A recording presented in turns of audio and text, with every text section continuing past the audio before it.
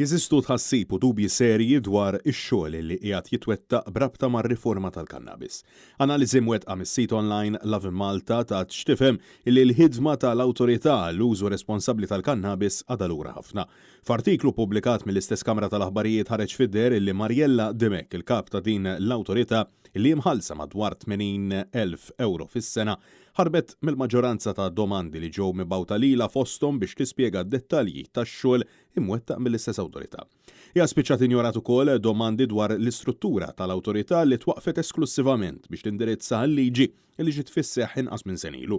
Minflok spjegat xogħol sar u x'qed isir mill-awtorità hija indirizzat numru ta' liġijiet li kienu diġà fis-seħħ qabel twaqfet l-ARUC. Sorsi li tkellmu ma' Love in Malta spjegaw nuqqasijiet min-naħa tal-istess Demek fil-waqt li insissew li l-bord tal-awtorità mhux qed jitlaqqa b'mod regolari b'Demek tiġħaddan. L-akbar domanda hi dwar il-fatt li għaxar xhur wara l-liġi u x'qed naraw frotti l-għaġla tal-gvern biex din il-liġi tiġi implementata, fil-waqt li ntqal li kollox jidher li kienet biss messa nxena bir-riforma tgħaddim il-Parlament b'mod maġġel għall-ewwel elezzjoni ġenerali bħala Prim Ministru għal Roberta Bela. Fil-waqt li ntqal li minn meta daħlet fis-seħħ il-liġi li tħalli l-persuna ġor fuqha sa 7 grammi kannabis u tkabbar id-dar 4 pjanti postaw ma' dawk li qed jixtru mill-black market bid-dealers ta' droga jispiċċaw imexxu aktar kannabis.